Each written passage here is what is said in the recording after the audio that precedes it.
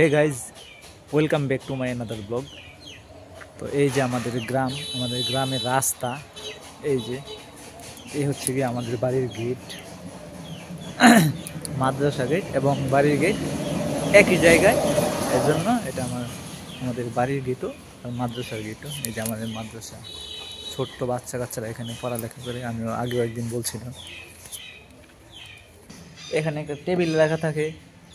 যখন মাদ্রাসা খোলা থাকে তখন বাহিরে চেয়ার দেওয়া থাকে। যারা গার্ডিয়ান আছে তারা আইসা এখানে বসে, ছায়াতে বসে বাচ্চা কাচ্চারা ভিতরে পড়ালেখা করে। তো সবাই সবার বাচ্চা কাচ্চা নিয়ে আসে, অনেক মানুষ অনেকের বাচ্চা কাচ্চা নিয়ে আসে, আবার অনেকে একা একাই পাঠাই দেয়, একা একাই আসতে পারে। এই জন্য এখানে একটা টেবিল রাখা আছে, ছোট বেঞ্চ আর কি, ওকেজু এটা এখানে রাখা আছে। প্রায় সময় এখানে এসে বসি, সন্ধ্যাবেলা অথবা বিকালবেলা, যে সময় মনে চায় আর কি এখানে এসে বসে। অন্য কোনো বসার স্থান নাই, জায়গা নাই। এই যে মাঝে মধ্যে এখানে এসে বসি। তো এখন আমি যাব হচ্ছে কি আমাদের যে এসকেভেটর আছে, গাড়ি আছে, এটা তো গ্যারেজে দিলাম। আপনাদেরকে গতকালকে দেখাইছি, আগের দিন দেখাইছি। তো ওই গ্যারেজের মধ্যে তারা কাজ করতেছে, খুব ঢিলামি করে কাজের মধ্যে। দুইজন লোকই কাজ করতে খুব অসুবিধা। একজনে কাজ করলে আরেকজনে মানে অন্য কাজ করে। দুইজনে আসে না, একটা কাজের মধ্যে লাইগা কাজে শেষ করে দেয়। তারা কী করে, একজন কাজে লাগে আরেকজন অন্য কাজে লাগে। তো মোটামুটি তাদের গ্যারেজের মধ্যে কিছু সামথিং কাজ আছে। টলি, এই যে দুর্গা কোনো এদিকে, কারো এদিকে মানে ইসার মাথা বলে, আবার কারো এদিকে টলি বলে, আবার সিলেটে কাজ করে আসছিলাম গত বছর, তারা বলে দুর্গা। ওই গাড়িগুলো মেরামত করে। তো এই ফাঁক দিয়ে আমাদের এসকেভেটরটাও নিয়েছিলাম, যে আমাদের এসকেভেটরটা মানে যতটুকু খারাপ আছে এটা সারায় দেবে। কিন্তু তাদের ঢিলামির কাজের কারণে আমাদের এসকেভেটর দেরি হইতেছে কাজ করতে। আমাদের আবার অন্য সাইডে যাইতে হইব। তো এখন যাব, সকালে যাই নাই, এখন যাবো। এই যে চাবি নিলাম। তো তারা কি কাজ করতেছে না করতেছে তা দেখবো। দেখা সেরা কাজ কতটুকু হয়েছে না হয়েছে এগুলা শেষ করে দেখা তারপরে আবার সন্ধ্যার দিকে বাড়িতে আসবো। তো চলেন আমার সাথে, আমি আপনাদেরকে দেখাবো তারা কতটুকু কাজ করছে না করছে। 3-4 দিন হয়ে গেছে কিন্তু কাজ এখনও শেষ হয় নাই।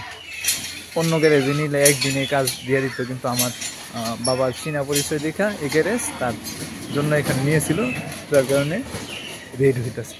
তো আমি চলেন আপনাদেরকে নিয়ে যাই এখানে। দেখেন আমাদের গ্রাম, আমাদের গ্রামের রাস্তা। এটা হচ্ছে গিয়ে আমাদের বাড়ির বাসার গেট, আবার মাদ্রাসার গেট। এই যে বিশাল বড় লম্বা রাস্তা। এ হচ্ছে গিয়ে আমাদের ইবাদত করার স্থান, মসজিদ। এই মসজিদটা আমাদের দাদা জায়গাতে পড়ছে, ইবাদত করি এখানে। মসজিদ 5 ওয়াক্ত নামাজ পড়ার চেষ্টা করি, আপনারাও 5 ওয়াক্ত নামাজ পড়বেন। বাড়ির কাছে একবারে আছে 2-3টা দোকান, মুদির দোকান, যা মাল আছে মোটামুটি সবই পাওয়া যায় এখানে একটা। আবার ওই পাশে আরেকটা, আবার যে এখানে একটা, আবার এখানে একটা অফ আছে, আবার এখানে মসজিদ। মোটামুটি মোড়ের মধ্যেই সবগুলা অনেকগুলা পাওয়া যায় আমাদের বাসার কাছে একবারে। এ হচ্ছে আমাদের গ্রাম, আমাদের বাসা। তো গাইজ আমি আসলাম গাড়ির কাছে, আয়সা আমার যে ড্রেস ছিল এগুলো আমি চেঞ্জ করলাম।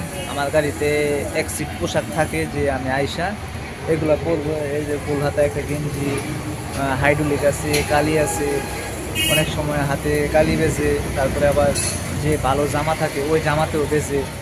এর জন্য আমি এক সিট কাপড় গাড়িতে রাখি। এই যে আমার একটা প্যান্ট মানে ট্রাউজার, তারপরে একটা ফুল হাতা গেঞ্জি, এইগুলো আমি প্রায় সময় মানে সবসময় গাড়িতে থাকে আর কি। প্রায় সময় মাঝে মধ্যে বাসায় নিয়ে যায়, এগুলা মানে পরিষ্কার করে ভালো করে ধুইয়া আবার গাড়িতে এনে রেখে দেয়।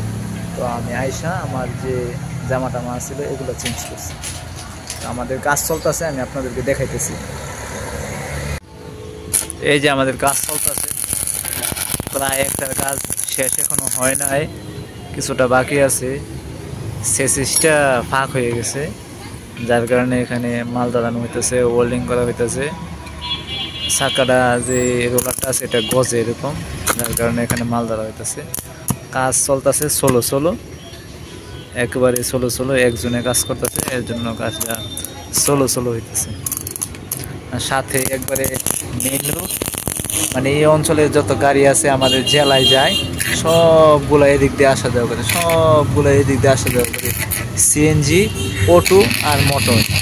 একেবারে রাস্তা ভরপুর, মানে 1 সেকেন্ডের জন্য রাস্তাটা আমার মনে হয় যে অবসর হয় না।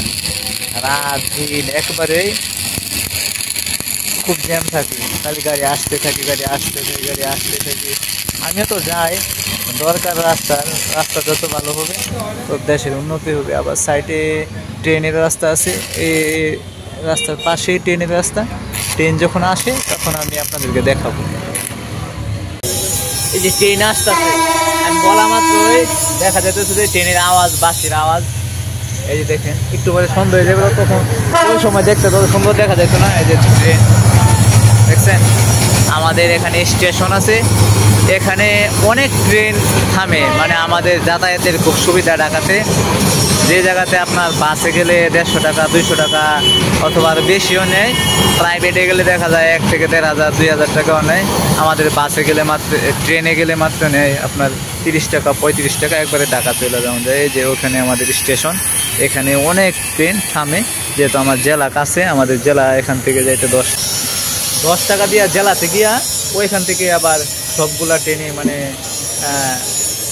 98% ট্রেনে আমাদের জেলাতে থামলে আমাদের ঢাকাতে যাইতে খুব সুবিধা হয়, অথবা চিটাগং অথবা সিলেট অথবা আপনার এই যে কী কয় কিশোরগঞ্জ, ওই দিকে যাইতে, মানে সব দিকে যাইতে মোটামুটি আমাদের জেলা থেকে সবগুলা ট্রেন থামে। মাত্র শতকরা 2-3% ট্রেন, যারা একবারে পার্সোনাল, যে চিটাগং থেকে একবারে ডাইরেক্ট এয়ারপোর্ট, এগুলা 2-1টা ট্রেন বাদে সবগুলা ট্রেনে আমাদের থামে।